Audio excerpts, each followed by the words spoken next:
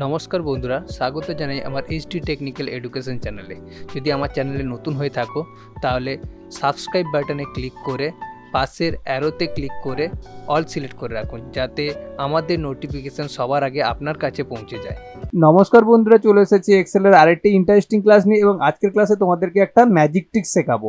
Magic tricks কেন বললাম তার কারণ হচ্ছে, দেখো একটা সিরিয়াল নাম্বার দেওয়া আছে এবং 1 2 3 করে দেওয়া আছে। ঠিক দেখো এই জায়গাটায় কোনো কিন্তু বর্ডার নেই, দেখতে পাচ্ছ 3 পর্যন্ত বর্ডার আছে। যখন আমি 4 প্রেস করছি, এন্টার মারছি, দেখো সঙ্গে সঙ্গে পুরো রো ভিত্তিক একটা বর্ডার তৈরি হয়ে যাচ্ছে। মানে কলাম ওয়াইজ আমি ডেটাগুলো টাইপ করছি, নাম্বার টাইপ করছি, রো ভিত্তিক সমস্ত ডেটা কিন্তু বর্ডার ফিল আপ হয়ে যাচ্ছে। দেখেছো, এটা একটা ছোট্ট ট্রিক্স। এই ট্রিক্সটা আমি কিভাবে বানিয়েছি দেখো, একটা করে নাম্বার দিচ্ছি, তাতেই কিন্তু বর্ডার তৈরি হয়ে যাচ্ছে। এটা আমি 1 মিনিটের একটা শর্টস ভিডিওতে আমি তৈরি করেছিলাম, কিন্তু 1 মিনিটের ভেতরে তৈরি করার জন্য আমাকে ভিডিওটাকে ফাস্ট করতে হয়েছিল, যে কারণে কেউ কিছু বুঝতে পারেনি। তার জন্য আজকে একটা ছোট্ট লং ভিডিওর মাধ্যমে তোমাদেরকে এই ট্রিক্সটা শেখাবো।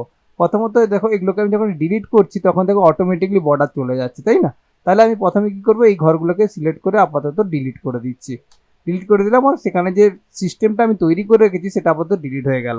এবারে আমি এটাকে কিভাবে তৈরি করেছি এটাই তোমাদেরকে প্রথম থেকে লাস্ট পর্যন্ত একটা ছোট্ট ভিডিওর মাধ্যমে তোমাদের ট্রিক্সটা শিখিয়ে দিচ্ছি। প্রথমত আমি যতদূর এই ট্রিক্সটাকে তৈরি করতে চাই সেই ততদূর পর্যন্ত কিন্তু আমাকে সিলেক্ট করে নিতে হবে। একদম প্রথম সেল থেকে, মানে সিরিয়াল নাম্বার থেকে আমি মোটামুটি একটা আন্দাজ ভিত্তিক এতটা মতন সিলেক্ট করে নিলাম। ওকে, তারপর আমি কি করব, হোম রিবনে যাব। হোম রিবনে অলরেডি আমি আছি। তারপর কন্ডিশনাল ফরম্যাটিং দেখতে পাচ্ছ, এই যে স্টাইলসে কন্ডিশনাল ফরম্যাটিং অপশনটি আছে, সেখানে ক্লিক করব। ক্লিক করার পরে নিউ রুলস বলে একটা অপশন দেখতে পাচ্ছ আমার যেখানে কার্সারটা আছে, বাস সেখানেই ক্লিক করব।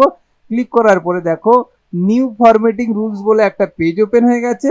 জাস্ট সেখান থেকে আমি কোথায় সিলেক্ট করব, use a formula to determined with cell to format, এই যে অপশনটা লেখা আছে এখানে সিলেক্ট করব। সিলেক্ট করার সঙ্গে সঙ্গে ওর একটা ফর্মুলা লেখার মতন ঘর আমাকে দিয়ে দিয়েছে, দেখতে পাচ্ছ formula value where this formula is true. Okay, এইখানে আমি ঘরটা পেয়ে গেছি। জাস্ট সেখানে সিলেক্ট করে প্রথমে ইকুয়াল চিহ্ন দেবো। ওকে, ইকুয়াল চিহ্ন দেওয়ার পরে যেই টেবিলের মধ্যে আমি ট্রিক্সটা তৈরি করতে চাইছি সেই টেবিলের প্রথম সেলটাকে সিলেক্ট করবো। প্রথম সেলটা কি সিরিয়াল নাম্বার বলে যে আছে, সেই সেলটা সিলেক্ট করে নিলাম।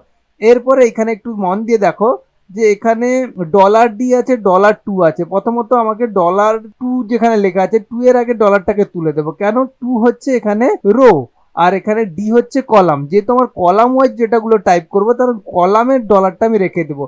যেহেতু রো ওয়াইজ আমি করতে চাইছি না, তাহলে রোর আগে যে রোর নাম্বার কত 2, তো 2 এর যে আগে যে ডলারটা আছে সেটাকে আমি তুলে দেবো। তুলে দেওয়ার পরে আমি কোথায় যাব, ফরম্যাটে যাব। দেখতে পাচ্ছ প্রিভিউর সাইডে একটা ফরম্যাট অপশন আছে, সেখানে ক্লিক করব। ক্লিক করার পরে এখানে আমার অনেক সময় ফন্টে থাকতে পারে, নাম্বারে থাকতে পারে, যেখানেই থাকুক না কেন আমরা চলে যাব বর্ডারে। বর্ডারে যাওয়ার পরে দেখো আউটলাইন বলে একটা অপশন দেখতে পাচ্ছ, যেখানে আমার কার্সারটা আছে সেখানে সিলেক্ট করব এবং ওকে করে দেবো। ওকে করে দেওয়ার পরে আর একবার আমি ওকে প্রেস করে দেবো, কারণ আমাকে প্রিভিউতে দেখিয়ে দিয়েছে একটা বর্ডার চলে এসছে। জাস্ট ওকে করে দেবো।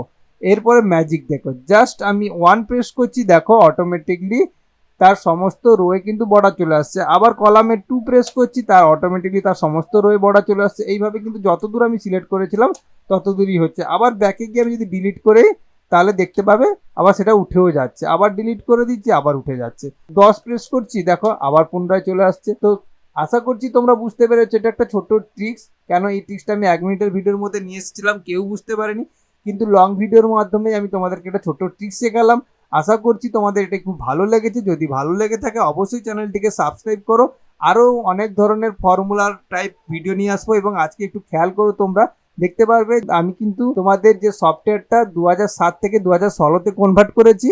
মানে এরপরে আরো অনেক নতুন নতুন ফর্মুলা তোমাদেরকে শেখাতে পারবো। তো আশা করছি তোমাদের আজকের ক্লাসটি খুবই ভালো লেগেছে। যদি ভালো লেগে থাকে অবশ্যই চ্যানেলটিকে সাবস্ক্রাইব করো।